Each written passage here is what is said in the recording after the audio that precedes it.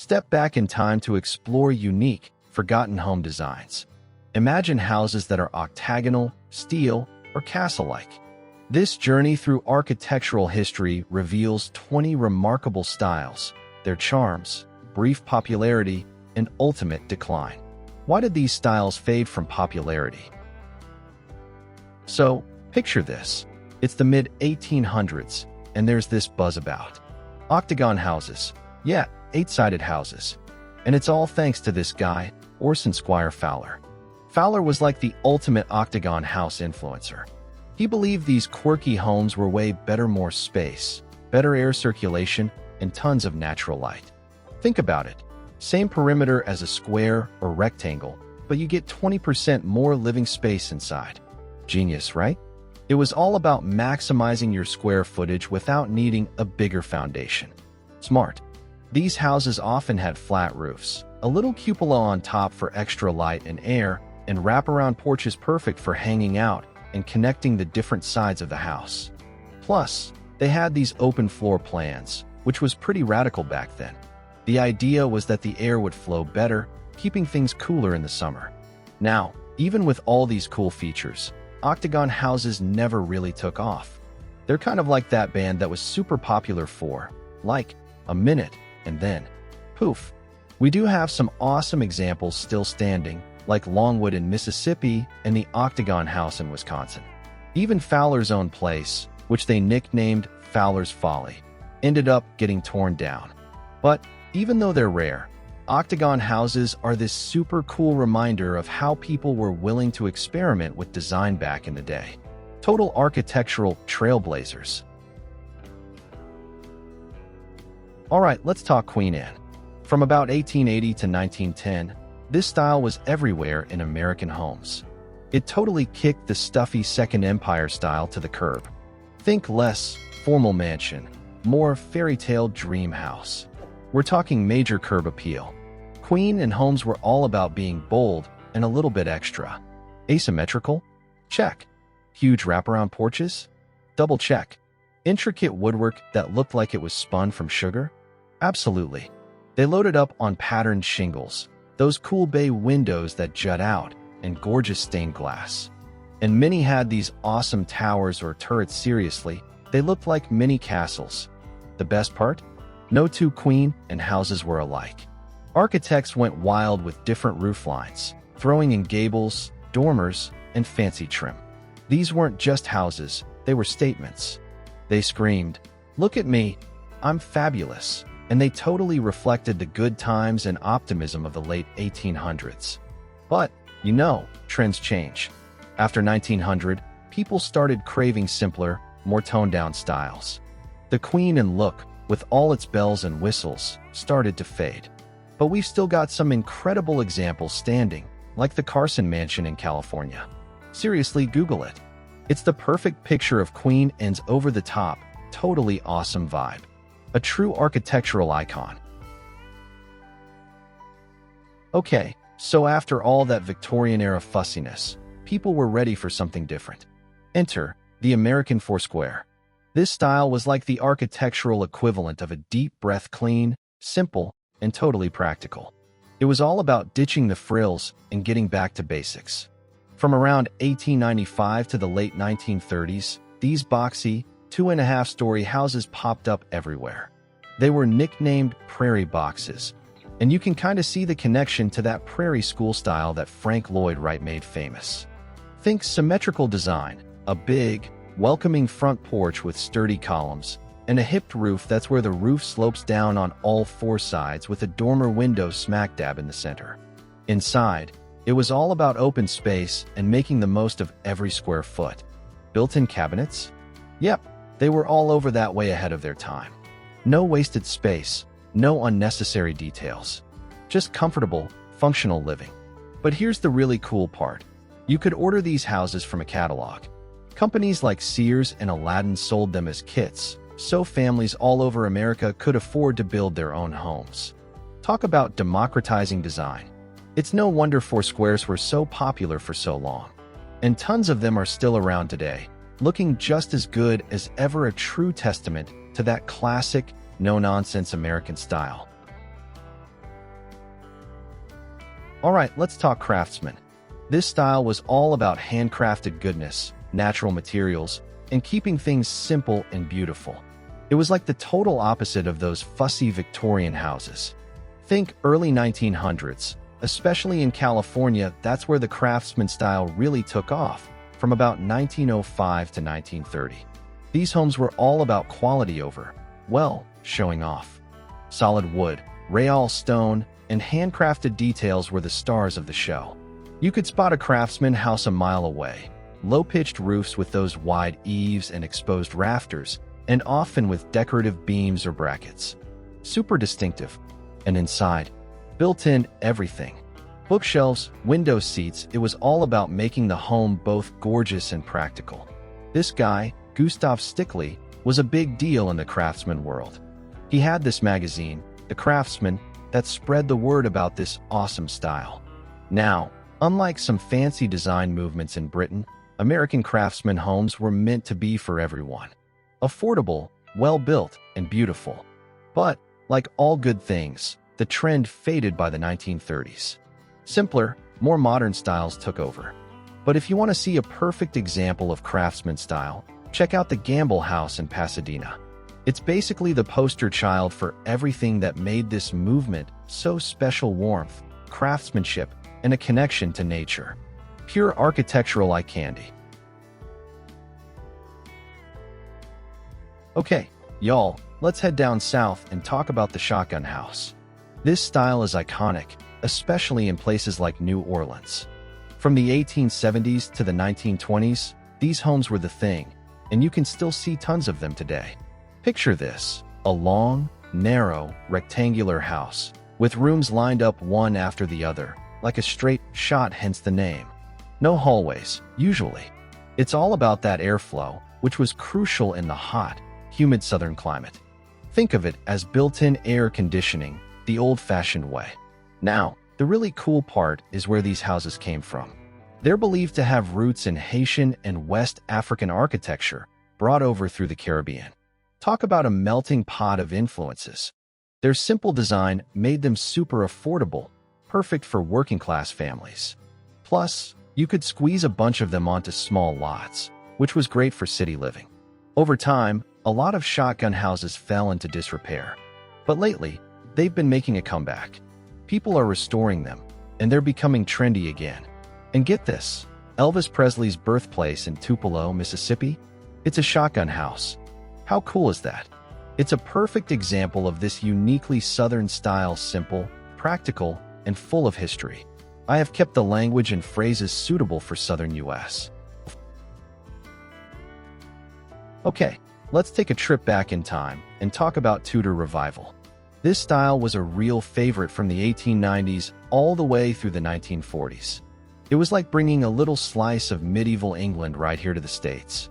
Think storybook charm, but on a grand scale. These homes were easy to spot. Steep, gabled roofs, the kind that look like triangles, decorative half-timbering on the walls, and those tall, impressive chimneys, often with fancy brickwork or those cute little chimney pots on top. Very distinctive. Back in the early 1900s, folks with a bit of money really went for Tudor Revival. It just had that old-world elegance and a sense of solid craftsmanship. These weren't your cookie-cutter houses. They had arched doorways, windows with those little diamond-shaped panes of glass, and textured stucco or brick exteriors. Inside, you'd find exposed wooden beams, grand fireplaces, and rooms that weren't perfectly square, all adding to that cozy, medieval feel. But, tastes change. After World War II, people started wanting something simpler, more modern. Tudor Revival kind of faded into the background. Then, in the 70s and 80s, builders tried to bring it back, but they often used, less authentic materials, things like fake wood and manufactured stone. It just didn't have the same magic. The genuine article, though, is still something special to see.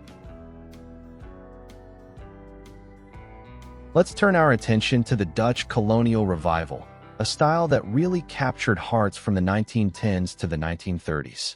It was like a fond look back at the homes built by early Dutch settlers in New York, New Jersey, and Pennsylvania, way back in the 17th and 18th centuries. The defining feature? That gambrel roof. You know, the one that looks like a barn roof, two slopes on each side. It's not just charming, it's practical, giving you more headroom upstairs. Add to that the wide eaves, those big dormer windows, and a symmetrical front with shutters, and you've got a house that just oozes traditional charm. Now, the original Dutch colonial homes were often made of brick or stone. But these revival versions? Mostly wood siding that was the trend in the early 1900s. Inside, it was all about comfort, central hallways, big fireplaces, and cozy living spaces. Warmth and practicality were key. Most Dutch colonial revival homes were, you know, regular family houses in the suburbs. But there were some grand examples, too. The Biltmore Estate, built for George Vanderbilt, it has some Dutch colonial touches. And then there's 112 Ocean Avenue in Amityville, New York. That house, you might know it from the Amityville Horror. Even though you don't see many new Dutch colonial revival homes being built these days, the older ones are still treasured for their classic good looks and that connection to our history. Now here's a fascinating story, Lustron Homes. After World War II, America was facing a serious housing shortage. Returning GIs needed homes, and they needed them fast. Carl Strandland came up with a pretty radical solution: prefabricated, all-steel houses. Think of it as a house made entirely of enameled steel, inside and out. Between 1948 and 1950, over 2,000 of these Lustron homes were built, mostly across the U.S., but a few even made it down to Venezuela. These weren't your typical houses. They were designed to be super durable, resistant to fire, termites, you name it. And talk about easy to clean. You could practically just wipe down the walls. They even had built-in storage, so you didn't need a ton of furniture. Some models even came with a combination washer-dryer, very cutting-edge for the time. These homes were shipped in kits and assembled on-site, like putting together a giant jigsaw puzzle. It was a brilliant idea, really. Affordable, durable housing, built quickly. But, sadly, it didn't quite work out. Production stopped in 1950. High costs and government regulations got in the way. Today, though, those surviving Lustron homes are treasured. They're like these mid-century modern time capsules, reminders of a bold attempt to revolutionize how we build homes. Preservationists are working hard to keep them around, and rightly so. Let's talk Atomic Ranch, the cool, stylish cousin of the classic ranch house. This was the look of mid-century modern, back in the 50s and 60s. Think clean lines, open spaces, and a real connection between the inside and the outside. These homes just ooze that optimistic, space-age vibe of the post-war era. Now, a key figure here is architect Cliff May. Back in the 30s, he was already playing with the ranch style, taking inspiration from Spanish colonial haciendas. His designs were all about sprawling, single-story living, casual and open. And that idea really took off with the Atomic Ranch. These homes often had flat or those cool butterfly roofs, asymmetrical designs, and walls of glass. You practically felt like you were living outdoors. And the colors? Vibrant, bold, with geometric patterns. They used materials like formica and aluminum, very futuristic for the time. Then you have Joseph Eichler, especially in California. He built tons of these Atomic Ranch homes, influenced by the Bauhaus movement and Frank Lloyd Wright's Usonian houses. Think post and beam construction, atriums, and carports instead of stuffy old garages. Sure, they weren't as popular in later years, but Atomic Ranch homes are hot property today. People love that retro charm and, honestly, how modern they still feel. They're a classic example of mid-century design at its best. Now, let's talk about a style that's definitely not for everyone: Brutalism. These homes, popular from the 1950s to the 1970s, were a bold statement. Think raw concrete, geometric shapes, and absolutely no frills. Inspired by the modernist movement and architects like Le Corbusier, Brutalism was all about function, function, function. The name itself comes from the French béton brut, meaning raw concrete, and that's exactly what you got. These homes often looked like massive, almost fortress-like structures with rough, unfinished surfaces. They were all about practicality, open floor plans, exposed beams and columns, and built to last. You saw brutalism more often in things like public housing, universities, and government buildings. But some architects did experiment with it in private homes, creating these striking, almost shocking residences that were the complete opposite of your typical suburban house. By the late 70s, though, brutalism had kind of lost its appeal. People started associating it with, well, urban blight and a cold, institutional feel. A lot of brutalist buildings were torn down or changed to look less, well, brutal. But lately, there's been a renewed interest. Architects and preservationists are recognizing the raw beauty, the honesty of the materials, and the sculptural quality of these buildings. It's a style that definitely makes you think. Neoclassical homes, truly timeless examples of grandeur and elegance. These homes take their inspiration straight from ancient Greece and Rome, and you can see it in every detail. They started popping up in the late 1700s and stayed popular well into the 20th century, and for good reason. They're impressive. Think big, symmetrical, and meticulously designed.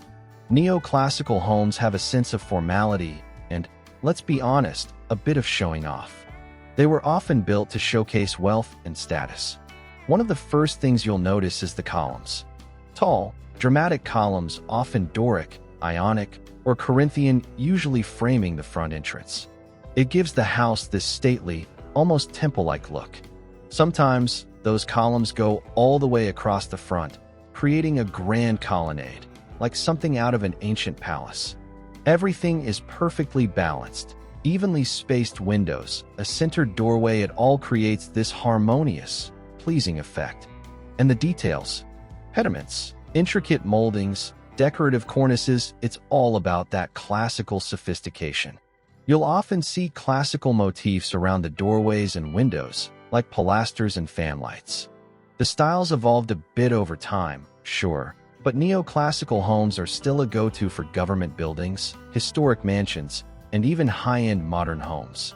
They just have that timeless appeal that never really goes out of style. Let's talk about a true American classic, the Cape Cod house. This style is instantly recognizable, and for good reason. It's been around since the late 1600s. It's all about charming simplicity and a design that just works.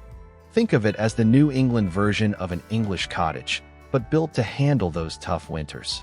The key features are pretty straightforward. A steeply pitched roof, the kind that looks like a triangle wood siding, and a symmetrical front. It's both practical and easy on the eyes. Those early Cape Cod homes were pretty modest, just one story, with a big chimney right in the middle to keep things warm. The steep roof? That was to help shed all that snow. And the sturdy wood construction? That was to stand up to those coastal storms.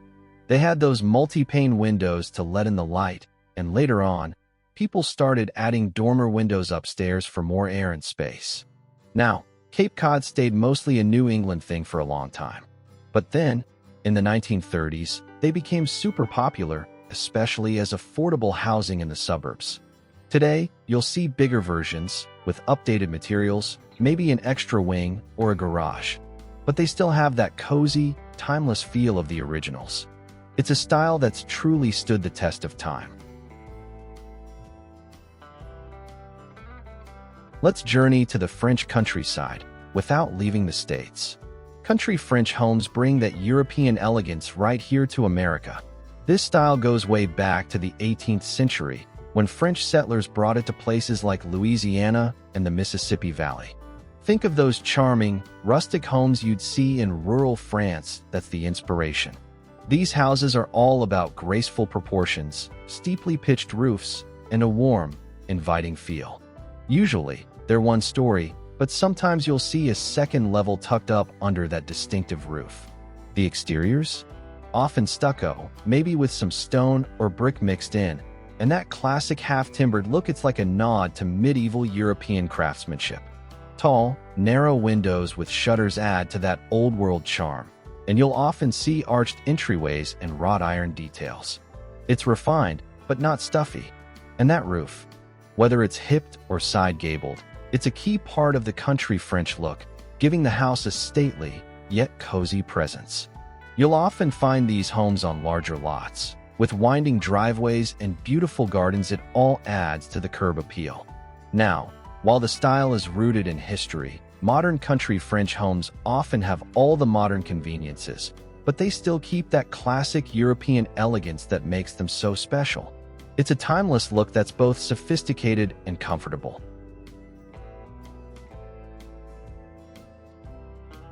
Colonial legacy, America's architectural roots. This is one of the most iconic and enduring architectural styles in the country, going all the way back to the early 1600s.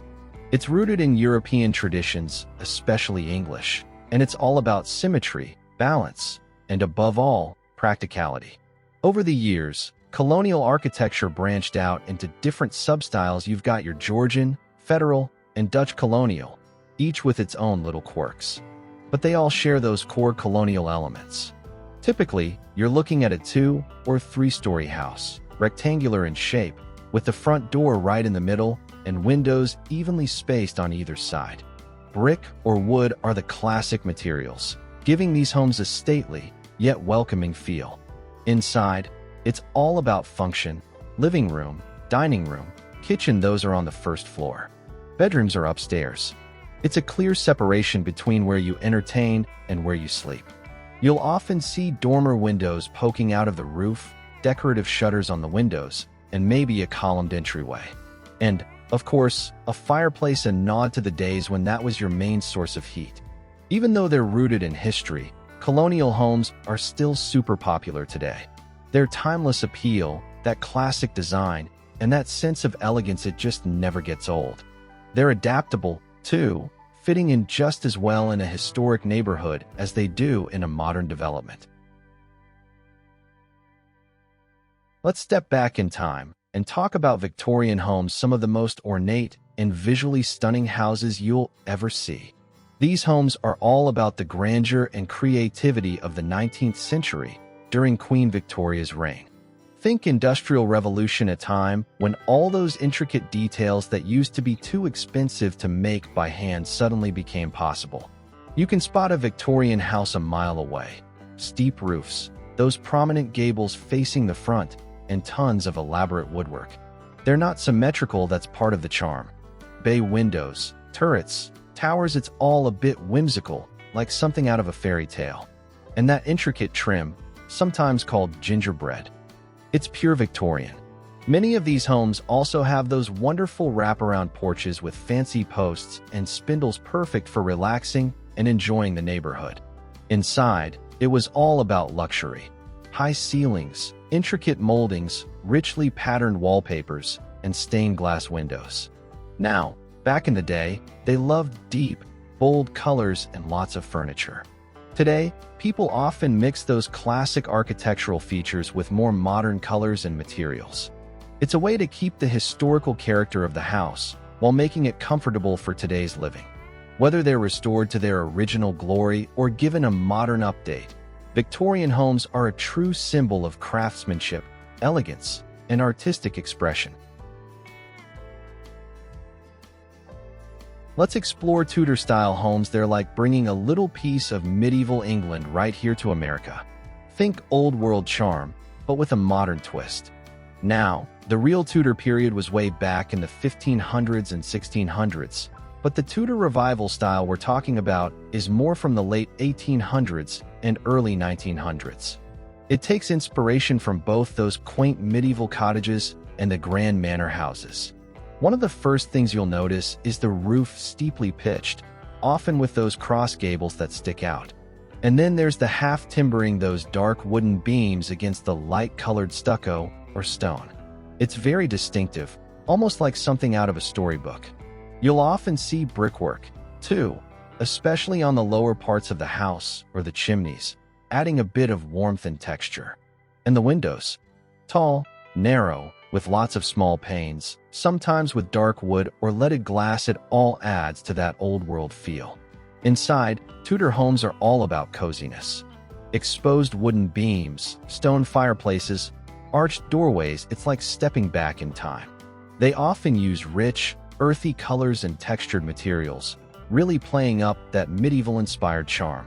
Now, while those original Tudor homes were huge estates, the American Tudor Revival style adapted the look for more, shall we say, normal-sized houses in the suburbs. It's a style that's both grand and inviting. Cottage coziness, storybook style. They're all about charm, coziness, and that old-world European feel. Think of those picturesque thatched-roof cottages from medieval England. That's the inspiration. These homes really took off in the US during the 1920s and 30s, offering a sweet, welcoming alternative to the bigger, more formal houses of the time. They're like something out of a storybook, really. Steeply pitched roofs, sometimes with those cross gables that add a little extra something. Arched doorways, rounded doors, and those casement windows with lots of little panes, it all adds to that fairy tale vibe. And the exteriors? Usually brick, stone, or stucco, giving them a rustic, handcrafted look that just blends right in with nature. Inside, it's all about warmth and comfort. Exposed wooden beams, built-in shelves, and a cozy fireplace, often the heart of the home. The layouts are usually pretty compact, but they make the most of the space, creating a feeling of intimacy. And outside, lush gardens, winding paths, and window boxes overflowing with flowers, it all completes that enchanting storybook picture. Now, those original cottages were pretty small. Modern versions might be a bit bigger, but they still keep that inviting, nostalgic charm that's made them so popular for generations. It's a style that's both timeless and incredibly cozy. Let's take a trip to the Mediterranean, at least in spirit. Mediterranean-style homes are all about warmth, elegance, and that wonderful indoor-outdoor living. Think of those beautiful villas in Spain, Italy, and Greece. That's where the inspiration comes from. This style really caught on in the US in the early 1900s, especially in places like California and Florida, where the climate is just perfect for it. One of the first things you'll notice is that low-pitched, red tile roof. It's not just beautiful, it's practical, too, keeping the house cool in the hot sun. The exteriors are usually stucco or adobe, often in those warm, earthy tones: white, beige, terracotta. It all adds to that sun-drenched, old-world feel. Arches are a big deal in Mediterranean architecture. You'll see them in doorways, windows, and those covered walkways. They add so much grace and charm. And then there's the wrought iron balconies, railings, decorative grilles. It's all very European. A key feature of this style is the U-shaped floor plan, with a courtyard in the middle. Maybe there's a fountain, a garden, or even an outdoor fireplace. It's all about bringing the outdoors in. Large windows, French doors, and lodges open up to the courtyard, letting in the light and the breeze. Inside, you might find exposed wooden beams, tile or stone floors, and beautiful details like hand-painted tiles and carved wood. It's relaxed luxury, a blend of rustic charm and timeless elegance. Let's talk about Italianate houses, a style that really captured that grand, romantic feel of 19th century Italian villas. These homes were popular here in the States from the 1840s to the 1880s, and they were a bit of a departure from the stricter, more symmetrical styles that came before. Think picturesque, think decorative. That's Italianate. One of the first things you'll notice is the roofline. Those overhanging eaves, supported by decorative brackets, often in pairs or fancy patterns. The roofs themselves are usually low-pitched or gently sloping, and sometimes you'll see a cupola or a square tower, adding a bit of drama. And the windows, tall, narrow, often arched, they really emphasize the height of the house and give it a sense of elegance. They often have elaborate crowns or pediments above them, adding to the ornamentation. The entrances are grand, too. Double doors, often arched or with heavily carved surrounds. And you might have a wraparound porch with delicate columns and railings, perfect for relaxing and enjoying the neighborhood. Most Italianate homes are 2 or 3 stories, and the floor plans are usually rectangular or L-shaped. But it's the details that really make them stand out. Intricate moldings, coins, those are the decorative cornerstones, and those brackets we talked about. It all adds up to a refined, stately look. Now, Italianate architecture kind of faded out by the late 1800s, but you can still find some beautifully preserved examples, especially in historic districts. It's a style that really blends that old-world elegance with American craftsmanship, a true standout in architectural history. Greek Revival homes, they're a true icon of American architecture, and for good reason. Popular from the 1820s to the 1860s, this style was all about bringing the grandeur and elegance of ancient Greek temples right here to the States. Think democracy, think timeless beauty. That's Greek Revival. You can spot these homes easily: bold, white facades, and often a grand entryway framed by those towering columns. Doric, Ionic, or Corinthian, those are the classic orders. And those columns support a prominent pediment, that triangular shape above the entrance, really making the house look like an ancient Greek structure. The roofs are usually low-pitched or gabled, adding to the commanding presence. And everything is symmetrical, perfectly balanced, creating a stately look. Large, rectangular windows, often with decorative lintels above them, let in plenty of natural light. And the entrances? They often have transoms and sidelights, those extra windows around the door, making the house feel open and inviting. Down south, you'll see Greek Revival homes with huge porches, perfect for staying cool and enjoying the outdoors. Picture those porches with rocking chairs. They're just made for relaxing and socializing. Greek Revival architecture was everywhere in the early to mid-1800s. Not just houses, but courthouses, banks, government buildings, you name it. And today, these homes still stand as symbols of classical beauty and a connection to our history. They're truly timeless. Which of these styles sparks your imagination? What elements would you incorporate into your own dream home? Perhaps a touch of queen and extravagance, a dash of craftsman simplicity, or a whisper of brutalist boldness. The possibilities are endless, and the architectural past is a rich source of inspiration. Enjoyed this exploration of architectural history? Please like, share, and subscribe to our channel for more content on unique and forgotten design.